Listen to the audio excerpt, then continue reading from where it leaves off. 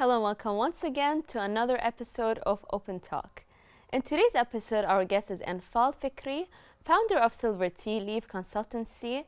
She's a tea expert and consultant, and we will talk to her about her expertise.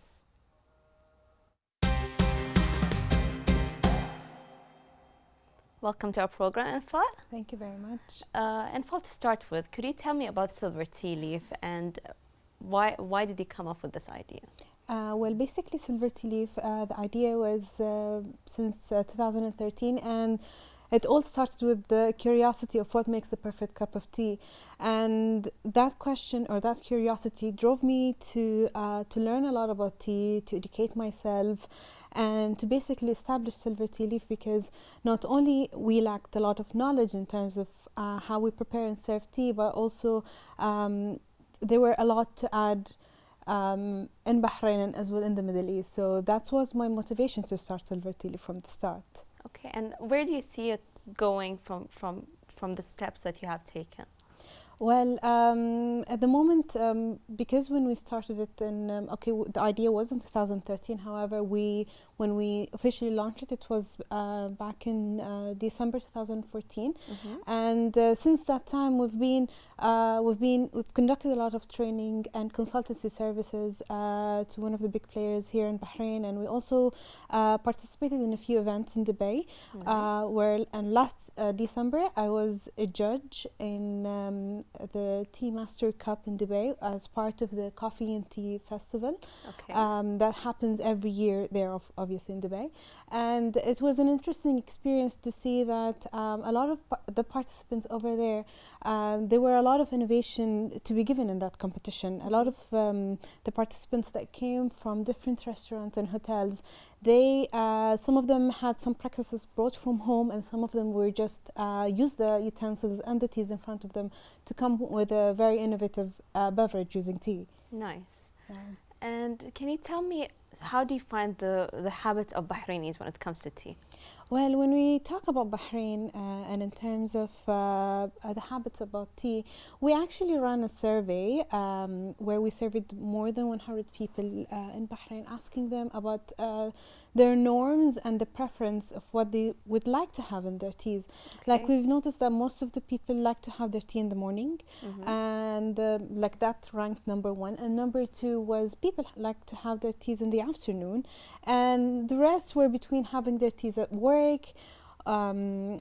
or when they're out with their friends or in the gatherings, or specific times of the day where they want to just de-stress from all the stresses around them in the world. So that's one thing. Another thing, what we ask them is their preference of what they like to add with their tea. Okay. And obviously many people voted milk as number one, and then they added sugar. I mean, they voted number two for sugar. And there are other people who like to add saffron, roses, rose petals, rose water, and some spices into their tea.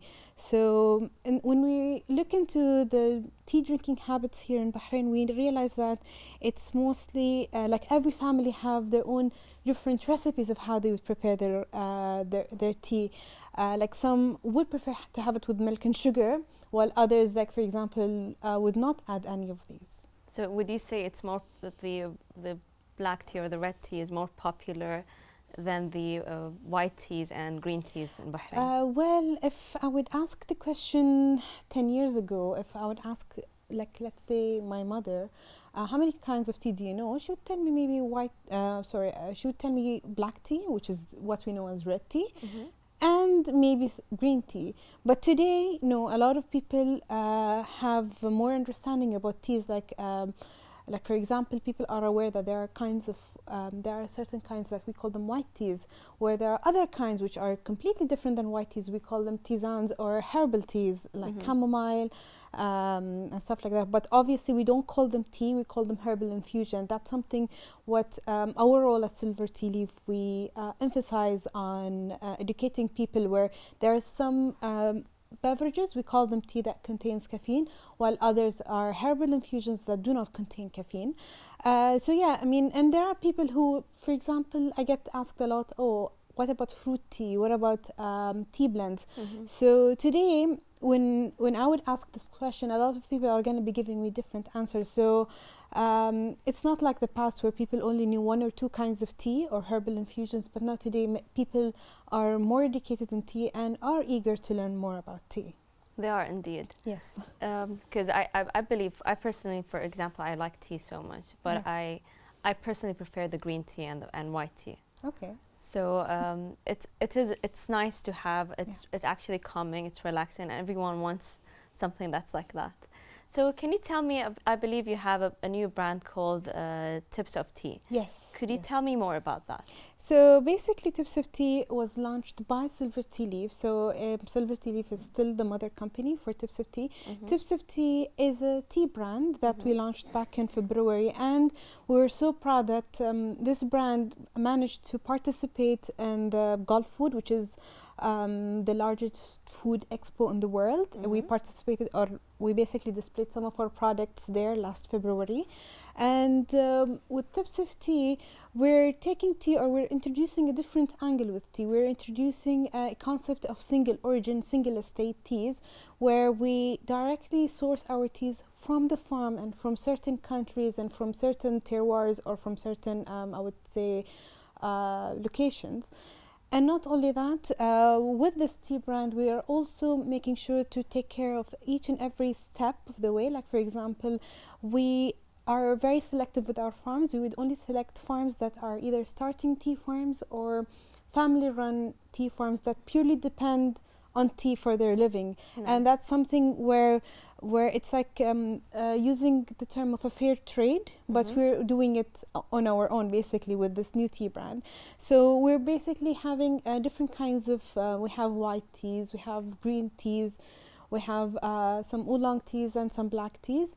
And we also, some of the teas, we use them to do handmade tea blends from Bahrain. Nice. And what would be the most popular tea that you have so far? So far, when we made people taste the teas, at the moment, a lot of the people, I mean, in terms of the single teas that are not blends, a lot of people, I've noticed that they love the oolong teas that we have. We call it the honey orchid, where it's, so far it has been a top seller with our tea ranges. And we will also be introducing a new tea blends collections for Ramadan. And what would those blends be, if you could give us? Okay, so we have 3 blends. The first blend, we called it Love in Damascus, where we blend a certain kind of black tea with rose and saffron, and it's also a reflection of how Bahrainis like to drink the tea. This is one thing. The other, this is one blend, I mean. The other blend, we call it Masala La. It sounds funny, but the whole purpose of that blend is we managed to have a tea, a black tea mixed with certain herbs, and we intentionally made that blend for people who would like to have a masala tea, but would like to, for example, would prefer to have it without milk or without sugar. So this blend will be just the right amount of, it's just going to be very balanced for them to drink. And we have a third flavored green tea, which we flavored the green tea from China. We flavored it with mango. And so far, when we've been testing this tea, a lot of people loved it. And it was, at the beginning, people were like, oh, what is mango with the green tea? So, but when they tasted that, it actually went perfectly together. I'm sure it does. Yes. So can you tell me about the potential of sommeliers? Okay, so basically, in terms of my background and my education, a tea sommelier, especially in Bahrain and in the Middle East, has a huge potential.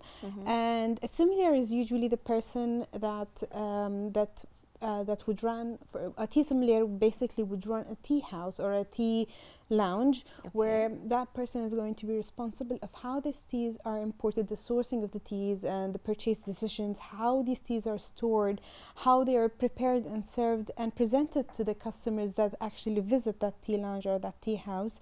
So basically that tea sommelier has a huge responsibility to also educate the customers of certain elements about the tea. For example, the tea sommelier needs to also know the people who are dining in that occasion. For example, if that sommelier saw that there is an old person, Okay. but attending that tea lounge in the evening. So then it's the responsibility of the tea sommelier to alert that person that maybe perhaps that person should choose something that is caffeine free or a herbal infusion rather than having like let's say a strong black tea in the evening. So because that's going to affect them, and also if they had kids, they need to make sure to serve the appropriate kinds of tea for them. So this is actually the role of the sommelier. They are there to educate the people and to make sure that their purchase decisions are done in the right manner. Okay. Yeah. So if I may ask you, you said earlier you saw a lot of people in Bahrain when you did the survey. A lot of people have their teas in the morning.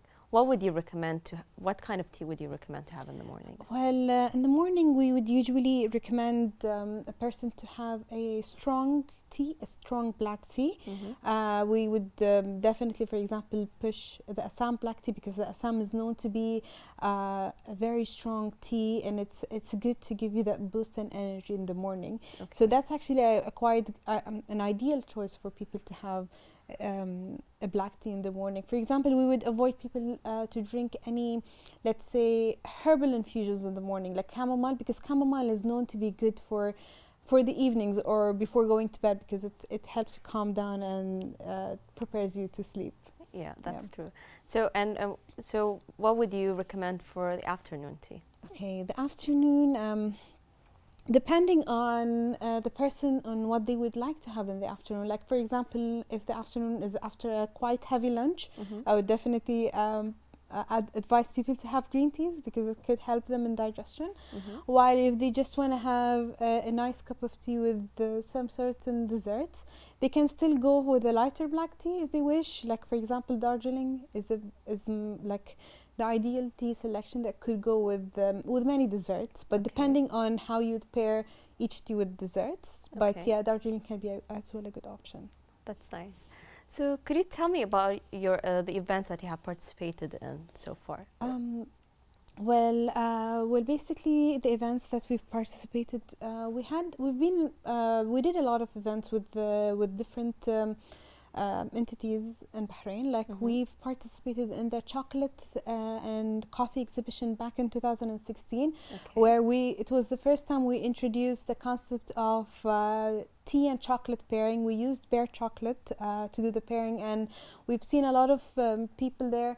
They had an astonishing expression on their face when they actually noticed that the chocolate changed before and after having the tea.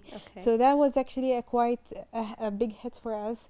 We've also had a private session done in Ministry of Coffee. It's located in Sanad as well, using bare chocolate, where we allowed people to do a blindfold tasting, and then we allowed them to do a tea and chocolate pairing, and it was as well an experience that many people, it added a lot of value into them. Like, I had one participant who started to appreciate food more just because of that exercise, because that even though we practice that on tea, but this knowledge that is gained, you would also be able to apply it on different food items. Of course, you could appreciate it more when you know the value, because you'll taste it. It's not just your eyesight.